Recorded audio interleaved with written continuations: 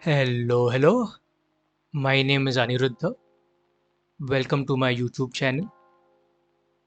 If you're a regular here, I welcome you back. I've been in a bit of a watercolor slump this past week, so I thought I would paint an easy scene today.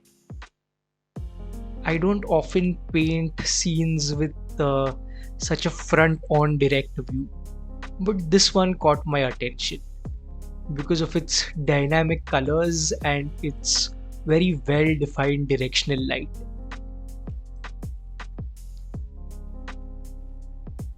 The reference photo I'm using is clicked somewhere in Jodhpur, in the state of Rajasthan in India. Such chalky blue houses are a hallmark of Rajasthan. Just to replicate that chalky nature this time around, I've added some white to my mixes. In this first layer, not only am I painting in the color of the light, but also applying the color of the actual surfaces. The parts that I'm going to skip in this layer are the human figures, as most of them have light colored clothing on. The figure on the left is the main attraction of this scene, and maintaining that white highlight of the sunlight falling on his back is essential in making this scene work.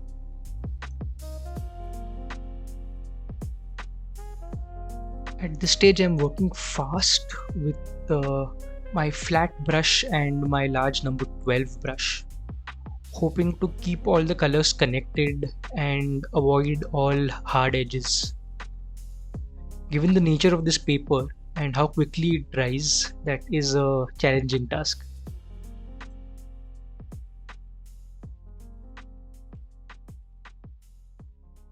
Now that this layer is almost done and all the colors are in their rightful place, I will tint the figures a little further, just getting rid of the paper white.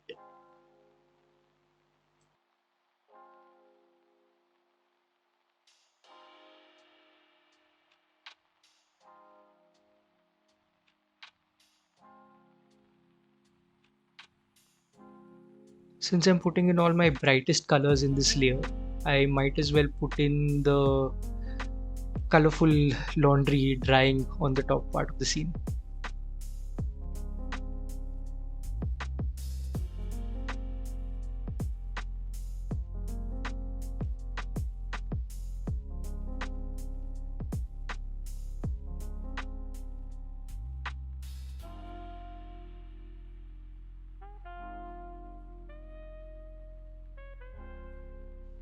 And now onto the midtones. I am going to start with the shaded interior of that blue house. A small bit that I did not record is that I added further definition to all three figures. Now I could easily have connected that further definition to this midtone layer. After all, it is best practice to have the midtones as a large connected shape. However, today I just wasn't feeling confident on doing that, so I did it separately.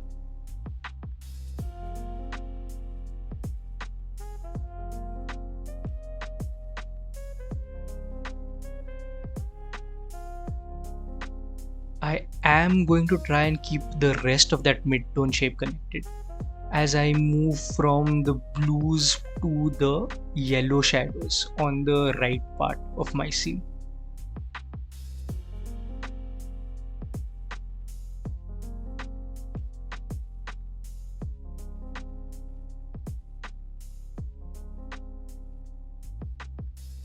Being able to rotate your page is one of the joys of working in a sketchbook.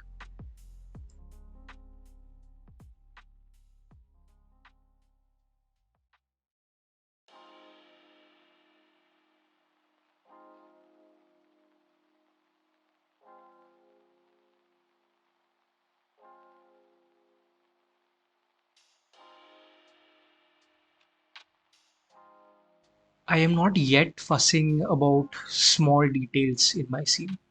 As of now, my priority is simply blocking in that mid-tone shape in a clean, even wash.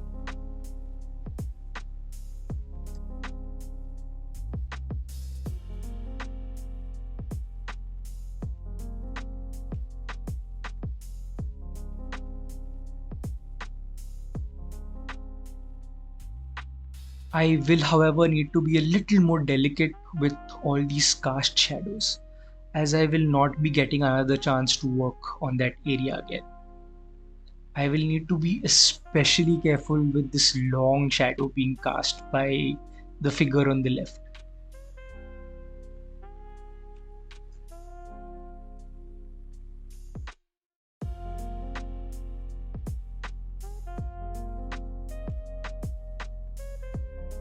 Kindly allow me a few seconds to talk about my offerings on Skillshare. I now have 5 full length classes on the platform. Each one is a step by step guide to help you achieve fantastic results in watercolor. In the description below, you will find a link that will give you free access to one of my classes. Alright, now back into the video. Most of the midtones are done, but there are a few disconnected areas that I feel it would be best if I work on right now.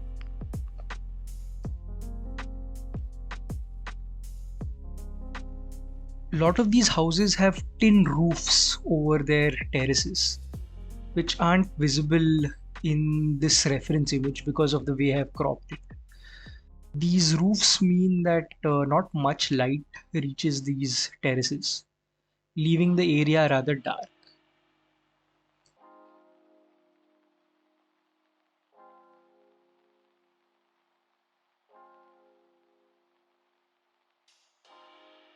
We have now reached what can be called as the ugly stage for this painting, where there is a lack of detail and you're not quite sure whether you're going to be able to pull it off or not. Before I start with the dark details, I am going to put in my lines. I started the process with my two fine liners, 0.6 and 0.3. Now I could again easily have started with my Fude nib pen.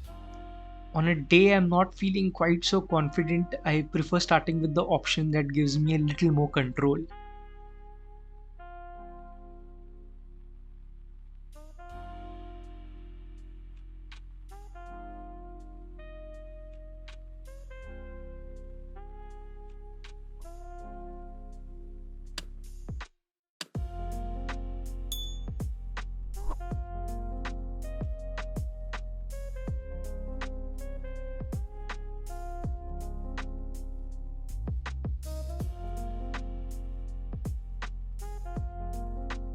And now on to the Fude nib ink pen.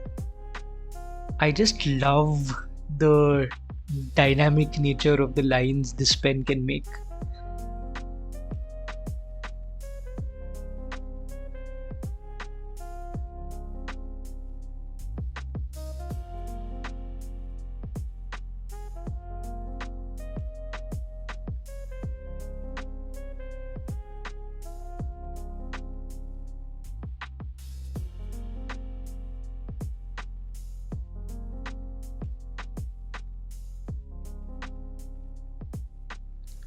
Not only do these pen lines help add definition to the scene, they also help me regain any lines I lost in the first two layers of watercolor. Having those lines back, I am now better equipped to apply my darks.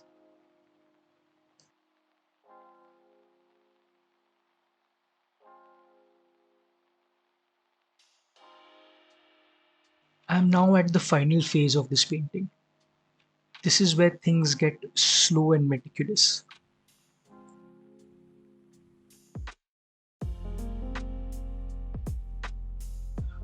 One by one, I will begin to add smaller and darker details across the painting. Each of them will slowly and gently bring the painting to life.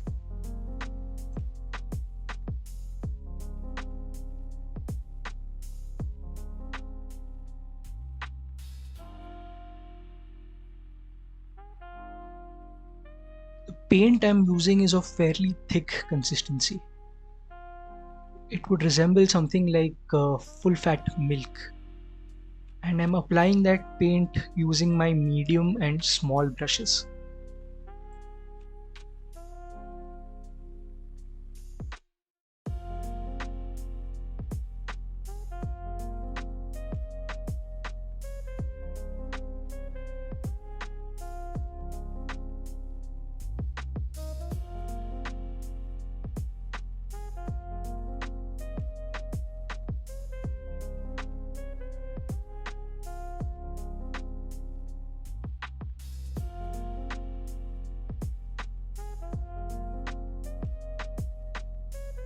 I'm mixing a deep reddish color for that cabinet at the back.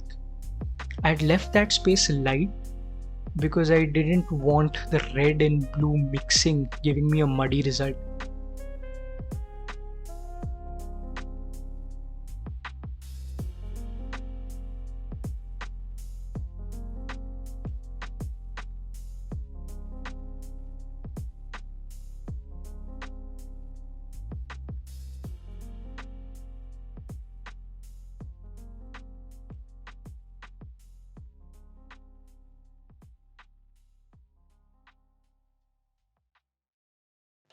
Creating large, well constructed middle value shapes is the backbone of a successful painting. What I'm doing now is simply adding finishing touches. I would say it's near impossible to rescue a bad painting by just adding a lot of these finishing touches. However, it is possible to ruin a good painting by doing too many. And I have a tendency to do that, so I better stop soon.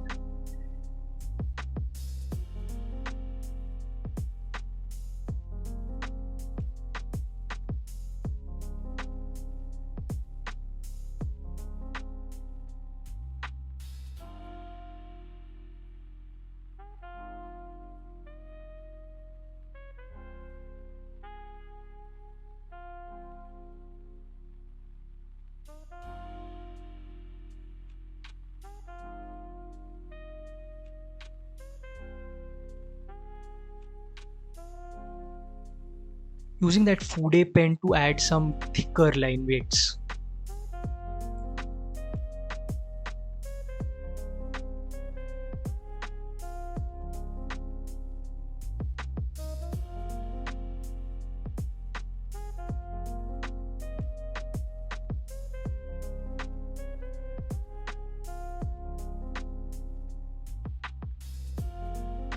I'm going to use my white glass cutter's pencil to add a few highlights here and there. And then I'm going to consider this painting as done. Thank you for joining me in this little demonstration of my urban sketching approach. Don't forget to do all the YouTube things, like, subscribe, click the notification icon. If you have any suggestions for subjects that you would like to see me cover in future videos, please let me know in the comments down below. I will see you in the next one.